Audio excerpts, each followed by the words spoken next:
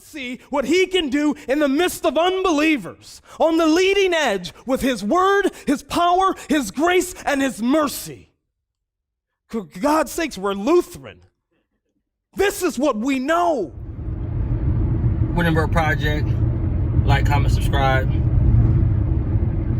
I'm just gonna rant for a second. I know that in many places in the world, many traditions, many church bodies, many denominations, my tradition, a whole bunch of traditions, confessional traditions, non-confessional. Many non-black people don't really have someone they can actually get a full perspective or a full understanding or even just reasoning or explanation to how we feel about things in regards to things going on and things. So recently in Atlanta, Mr. Brooks, we'll call him Mr. Brooks, he was killed by cops. And people are going to argue about the footage and everything like that, you know. But do you know that after he was shot, like for 2 minutes, no one helped him? And not just didn't help him, he was kicked. People were standing on his shoulders. What we discovered is during the 2 minutes and 12 seconds that Officer Rolfe actually kicked Mr. Brooks while he laid on the ground, while he was there fighting for his life. Secondly, from the videotape, we were able to see that the other officer, Officer Brosnan, actually stood on Mr. Brooks's shoulders while he was there struggling for his life.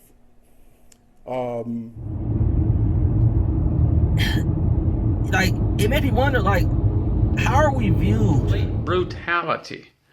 And when you talk about slavery, which God never condemned, we talked about that before.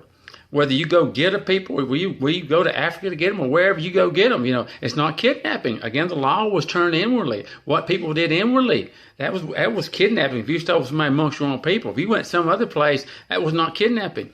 So bear that in mind. Brutality has always been with us. For us, what we believe today is what's unique.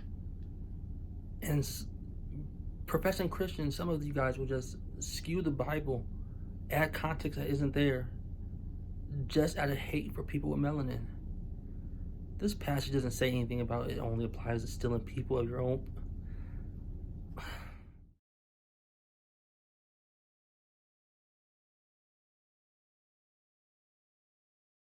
Like, when you see me, like, how? And then I hear professing Christians and their view about all these deaths of black people, and it just makes me wonder, man. It makes me wonder, like, how are we viewed? What do you see? I don't know what white people see, you know, when they look at a Negro anymore. But I do know very well that I realized when I was very young that whatever he was looking at, it wasn't me. It wasn't me. Because when I talk and I hear people, like I said, I've been a fly on the wall in a lot of conversations in Facebook, on Twitter in general. And people try to say that, you know, oh, that's just Twitter, you know. But in statistics, there's a thing called a sample size. And I have to say that Twitter gives you a pretty good sample size of how things are viewed. And, like, for instance, am I viewed just as a statistical anomaly because they feel that I have decent theology, or I'm married, I'm raising my 3 kids? Even though we have the same profession of faith, so I should be viewed as a Christian. But then I see things like recently, Chance the Rapper.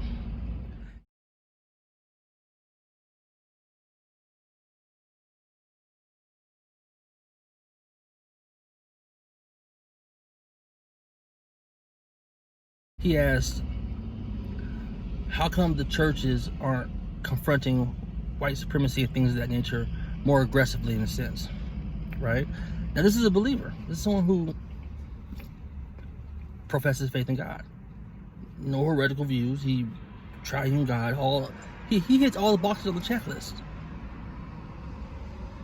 Because of his disagreement about how the church should respond, the church should be involved in this, He's viewed as a pagan. He's viewed as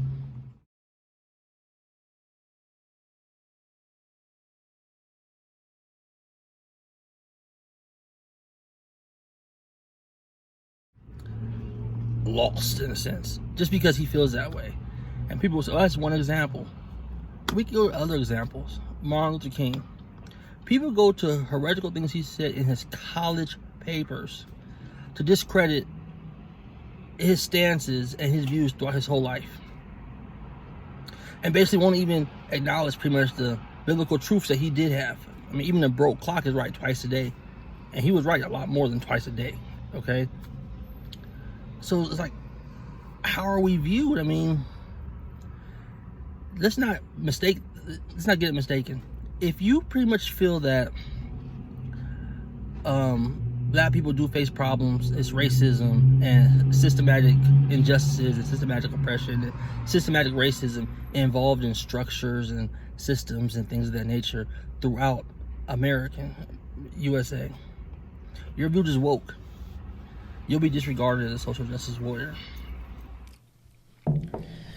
So I've been thinking about this topic for a long time, and I'm just going to come out and say it, and then I'll explain myself. But at this point, any conversation that might happen between me and the woke church, at this point, I have to treat it like an interfaith dialogue. It's not an in-house discussion any longer.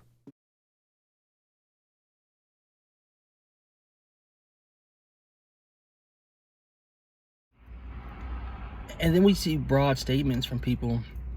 And let's also say, get perfectly honest. In the United States of America, Baptist theologian and Baptist thought runs the day. It runs the day. In my Lutheran Bible studies, people have John MacArthur Bible study Bibles. Even though he pretty much thinks we're a heretic when he sees our views on various things like baptismal regeneration and things of that nature. And like even in my own tradition, if they were to look up things, and we're on Lutherans, if they were to look up things in regards to theology and things of that nature, I mean, even the study ones would go to Lutheran theologians and things of that nature. But when they want to look at black issues or issues dealing with black people, they go grab one of these guys. They go grab, like I said, Voddie Baucham, things of that nature, just to discredit their brother. So when these groups call us woke and things of that nature, and no other leader or prominent figure has enough power or stature to push back,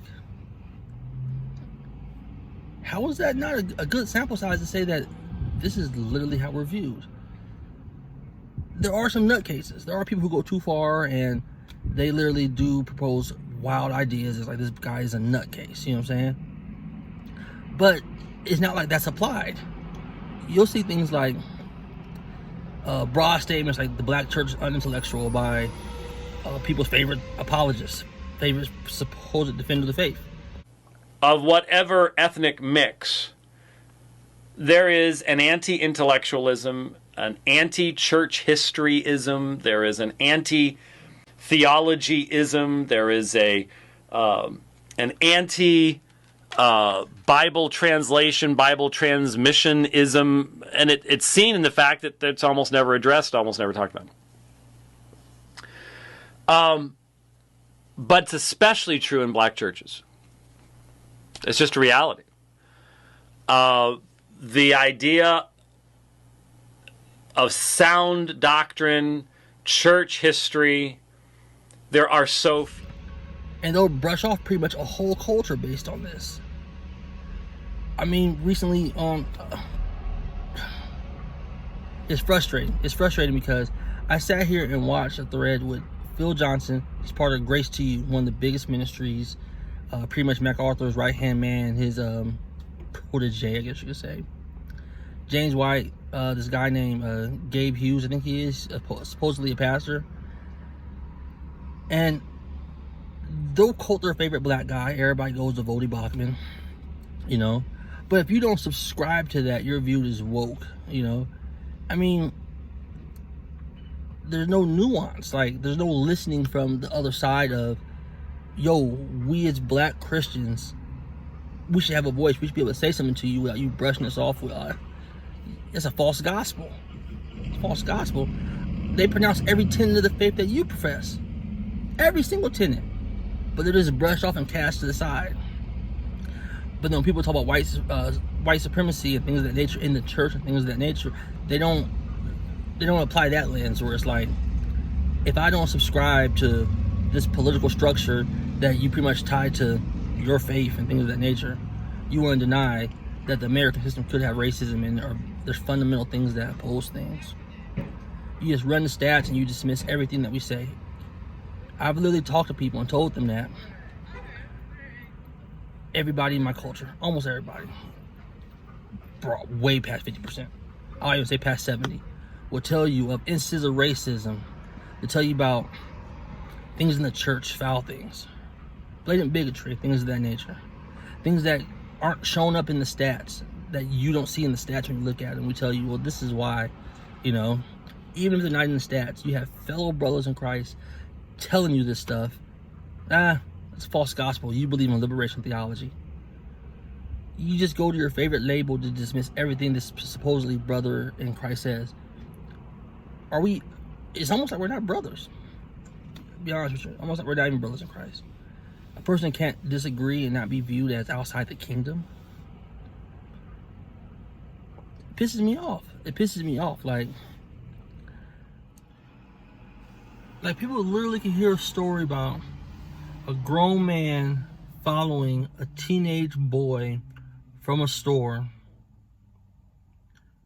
getting into a fight with the boy, killing the boy so he lost the fight, and not see nothing wrong with that. I realized when I was very young that whatever he was looking at, it wasn't me. It wasn't me. It was something he was afraid of. It was something to which he was attracted or which he found repulsive, but it wasn't me. I was not a man. Now, this image, I don't know what this image is, but it has something to do. It has something to do, I'm convinced of this, with the Puritan God of the world. It's all wrapped up with their vision of black men, which has to do with their vision of themselves. Black is evil. The saved are white. Now, you can say there were break-ins in the neighborhood and this and that. You can go on all these things, but the basic premise of, if your teenage kid left the house and a grown man was following them, you don't want to hear no excuses after that. That's wrong. But it goes back to, how are we viewed? Like, they'll take all that away, in the sense saying, if it was my kid, it wouldn't be okay. If it was my niece, it wouldn't be okay. Or my friend's kid, it wouldn't be okay. But this black savage, it's okay for him. The chances are, he probably was the guy breaking in cars. Chances are, whatever the chances are, it's not okay for a grown man to follow some kid. It's not.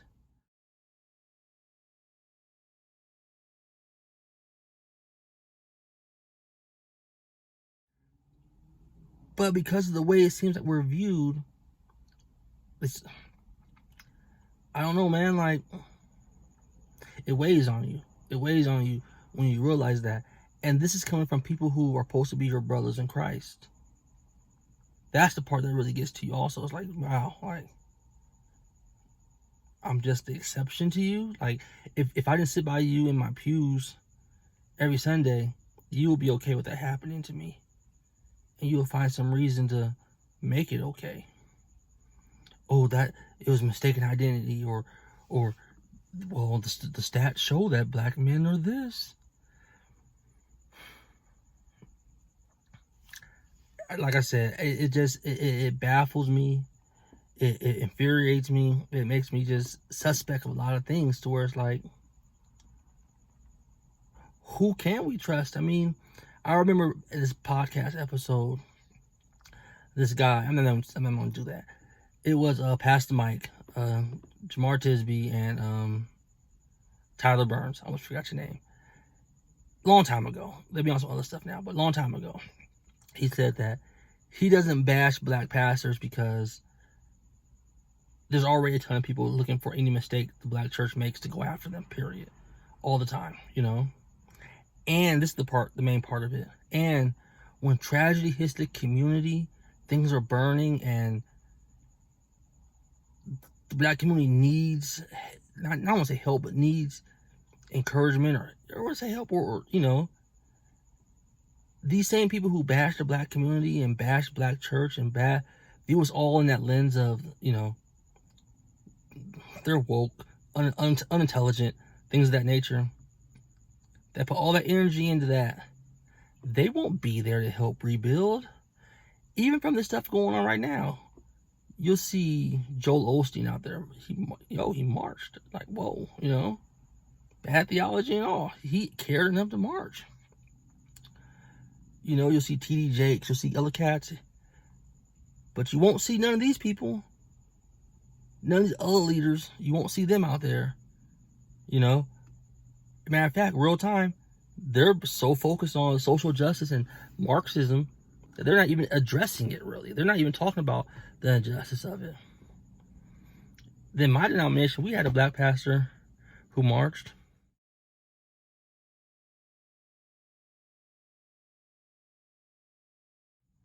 And they're so focused on people saying, oh, that should be calls for discipline and this and that nature. And, oh, Black Lives Matter, the organization, this and that. You can't even fathom that he's standing up for the issue of police brutality and racism, that whatever other things that are going on there, you can't pinpoint that one issue and give him the benefit of the doubt and say, that's a serious issue and he wanted his voice a part of it. No, they don't get that grace. They don't get that grace, you know. It's disgusting. To be honest with you, it's disgusting. People are so mad that Pastor Nunez has clerical collar on, representing the office of the church, you know, at a non-church event, we'll say, a march, a protest. But they don't say that when you see our pastors at the March for Life.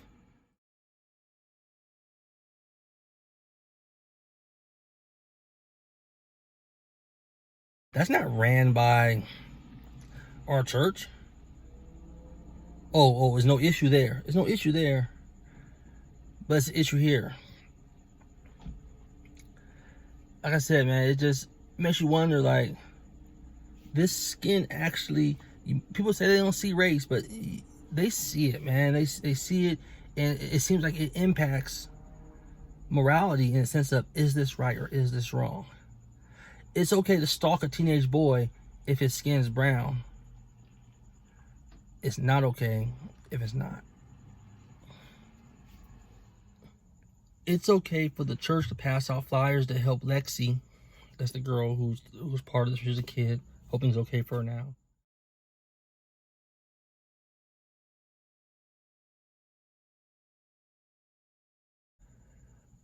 To find out, to oppose the state taking her from her parents for whatever reason. It's okay for the church to ask people to sign petitions and things of that nature. But it's not okay for people to want the church to oppose racism, white superiority, and things of that nature also. It's hard to not just say that's partiality. It's hard to not just say that's partiality. You know? And then it's like people, they want us to listen to their viewpoint of the stats and this and that nature that discredit or disavow anything regarding our humanity, in a sense, pretty much. Like our testimony of things that are wrong or the way we're treated. They want us to listen to that, but they won't listen to our side of it. They won't listen to the aspect of, you know, the black community has been complaining about police brutality 100+ years. No. If you look at the stats, where do you get the stats from? The people that we're saying do the brutality? Chauvin had the guy who murdered George Floyd had 18 complaints. And you expect for you can't see how the black community overall would feel towards cops of, why should I complain? You're not gonna do nothing. That whole dynamic I just laid out impacts stats. We're not reporting things because we know nothing happens. But you want to view the stats and use that to discredit us complaining. I don't know, man. I don't know.